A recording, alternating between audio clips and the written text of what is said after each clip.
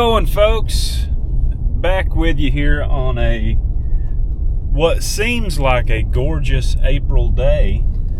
So the last couple of days have been pretty different. Well, not different for the mountains of North Carolina, but different than what we had gotten accustomed to. So today is Tuesday the 15th of April, and not this last Saturday, but the Saturday before that, it was almost 80 degrees. I think it was like 76, 77, something like that. It was gorgeous. Well, a couple of days ago, Saturday, it was like 32, wind was howling, and it was blowing snow.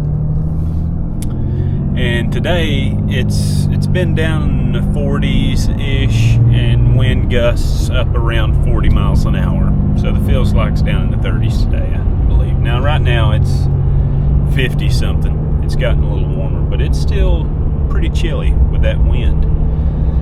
But I am on my way up the river today. Got to make a couple stops, got to put some fuel in the truck, and stop at the feed store over at Parsons Farms in downtown West Jefferson and pick up some grain and some mineral, and then we will make the journey on up there. But today is kind of a big day. Well, sort of. I shouldn't make a huge deal about it because it's not a huge deal, but this is the 1-year anniversary of me starting this YouTube channel. And, you know, a lot of things have happened in the last year. We've had some really big things happen. Some really positive things and productive things, and some real negative things to really set us back. So today, I'm just going to kind of walk around, talk about where we're at, and put out a bale of hay, put out a little grain and mineral, like I said. And lots of things on the horizon, lots of positive things, lots of things that might not be positive. But a year later, after starting this thing, we're going to kind of walk around, see what's going on. Well, got up here, and Josh beat me up here, so he's out on the tractor putting out a bale of hay. And if you'll notice, he's out on the tractor, but there's one sitting here. So the other tractor is back. Had to have a couple seals replaced in the hydraulics and something else. I don't quite remember, but looks like it's doing good now. But something I was not planning on doing today, we got a new calf. So I'm going to go get the four-wheeler and the calf catcher, and we'll go tag it real quick and maybe band it from the road with the binoculars. It looks like, I mean, one of the new second calf heifers that we got a month or two ago, she's up there with it, but she wasn't supposed to calve until July-ish. I think July. So either one, I'm wrong and she's just watching it for somebody else, or two, she had it a little premature, but he was up and standing. So I guess we'll see when we get up there. It's always something. You know, nothing can ever just go perfectly smooth. One ear tag gun has disappeared. Could be in my truck, but I kind of doubt it. And the battery's dead on the four-wheeler. Really? At least it's greening up and it's pretty out here. That's one positive thing. Alright, so the four-wheeler, the battery for the four-wheeler, is underneath the front rack. Unfortunately for us, we've got a calf catcher mounted to it right now, and a basket mounted to the front rack. All that stuff's got to come off unless you've got an extension cable, which Josh has in his truck, which my sister has. So we're going to have to do this one the old-fashioned way, no calf catcher. Mama's over eating some hay right now anyways, and it's off up here by itself. And I am 95% sure this is that second calf heifer's calf, because she was the one laying right beside of it and just left it. So I think it's about 2 months premature. We'll see. I'll get the phone or the camera to Josh when we get up here. Try to get a tag in and check it out.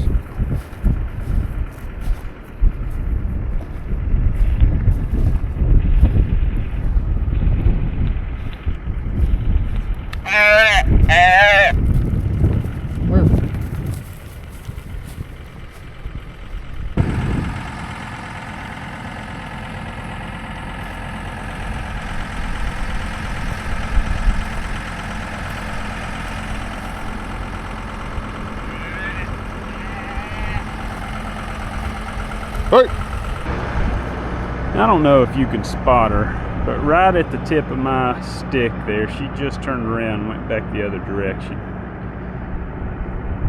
I tell you, I can't stand a high-headed, crazy cow. And that is one. So if you watched, I don't know how many videos ago it's been, but when we went and got that set of bred heifers a while back, she was the one that was crazy and said that I didn't want to bring her home, and did. Well, once we got her here, she calmed down real good.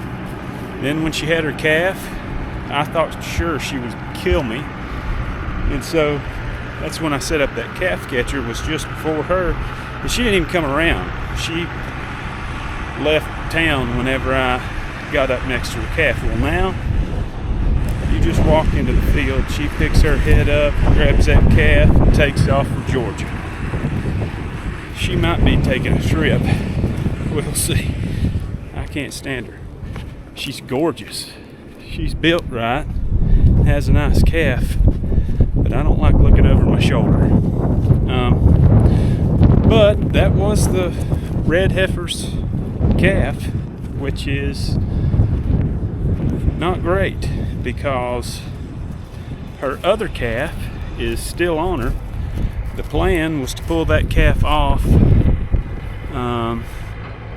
this month. Whenever we gather them all up to vaccinate them and worm them, the plan was to go ahead and pull those two calves. We bought 2 pairs, second calf heifer and had the first calf on their sides, and they were vet checked and estimated to be due in July.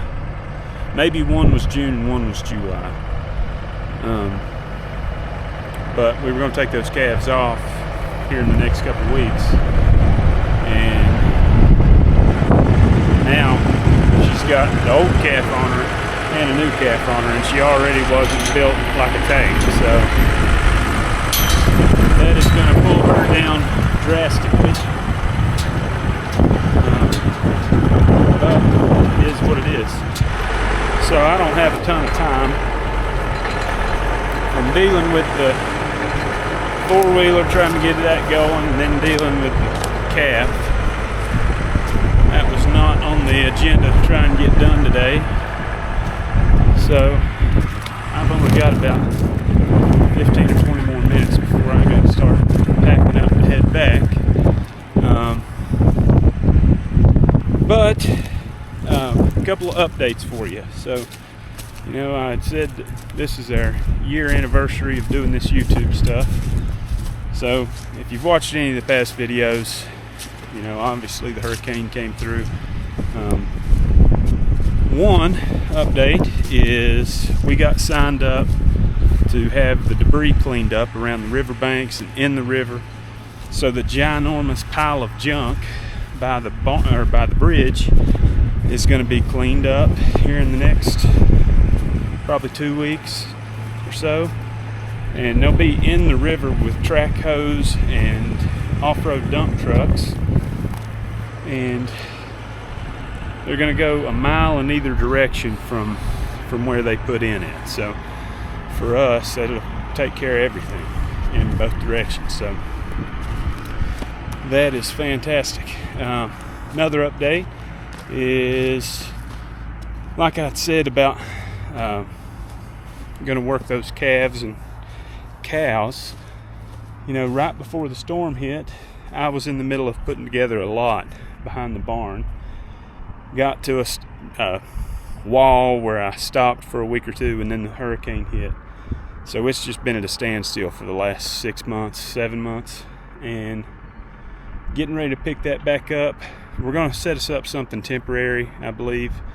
We're going to go ahead and get us our squeeze chute, and set up something temporary over here by the house in this old janky lot that we've used for so long. And then once we get everything done here in the next couple weeks, then we'll worry about setting up something permanent on out there. Decided that Josh got a little bit extra time, a little bit more than I do. I have 11 minutes before I gotta leave. So he's gonna take his tractor with the grapple and go grab some debris and some of this hay and move it around. And during the hurricane, so if you've not watched any of the videos since the hurricane, I'm talking about Hurricane Helene, this entire place was underwater. And if you see the windows on the big barn over here to the far left, the water came up to the bottom of the window. So everything that was in the barn, which was 150 rolls of hay from this year, was flooded and ruined. Well, used to, you know, this is an old dairy. I don't know if I may have talked about it in the very first video, but this is an old dairy, and they milked in this barn here, and this was just kind of the holding area over here. They had their feed stalls, and water pans, and that kind of thing in there. But it has had years and years of manure in it. Even whenever I was younger, the cattle used to hang out in that, and we would load cattle from inside the barn. We worked cattle inside the barn.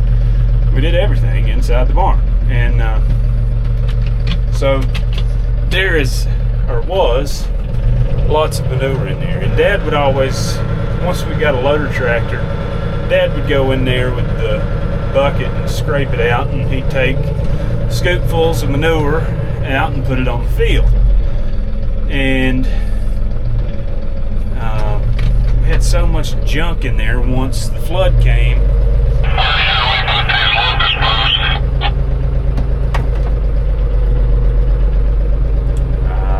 I don't know, maybe back behind the house in the side yard or something.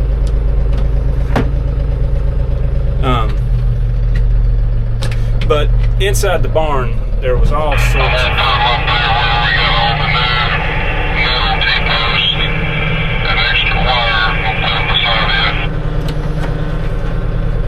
Yeah, that'll work fine. Sorry, I keep losing my train of thought here. Too many things going on at once. So, inside the barn, we used to do a lot of different things. And the manure just kind of stacked up, and we would go in there periodically and get scoops and take it out here on this field, and just because we don't have a fertilizer spreader, we just take it in buckets like this right here, and just kind of, as we drive along, just kind of dribble some out. And once the hurricane came, it washed so much debris in there and mud in there and junk that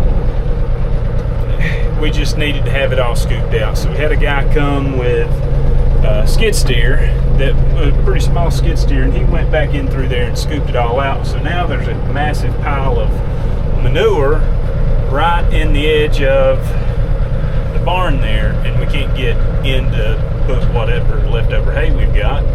We have no way to put that anywhere. So I'm going to try to get at least one scoop dumped out here. I don't know that I've got much time for more or not. I just dumped a huge pile. That's not going to be good. The grass is looking good though. aside from these big dead places from bales of hay.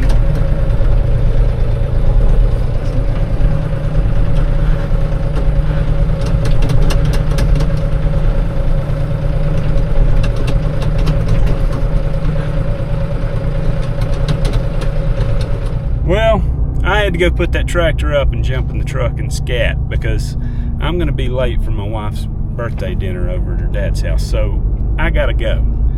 But you know, we've gotten a lot of things done this year. A lot of things went backwards, and I planned on today walking around and showing you some of the stuff that we're looking forward to, some of the things that are still a mess and are still ruined. Didn't happen, but that's just kind of how things go up here. You get one thing in your mind, you plan on doing it, and then it doesn't happen. I guess that's just part of it. But I will be gone for a few days. Josh is going to be holding down the fort. My wife and I are going to take off and go to the beach with little Lucy for our Easter break from school and get rid of some stress, because Lord knows there has been some lately. Whew. But you know, for all the folks that have been watching since we started doing this little project here, I appreciate you. The ones of you that have just kind of stumbled upon us here recently, we hope you keep watching. Got lots of things coming up. You know, it always seems like a farmer lives his life telling his wife just a few more weeks it's going to slow down a little bit. Well, that's kind of the opposite. In a few more weeks it's going to crank up a bit, and it's going to get a whole lot busier. But once we get through that, then things will be easing up a bit, I hope. We'll see. But keep coming back for some more updates. And like I said, I do appreciate you all watching. I know there's a few of you that have been watching since day one, and only one that I know for sure. So, Mom, thanks.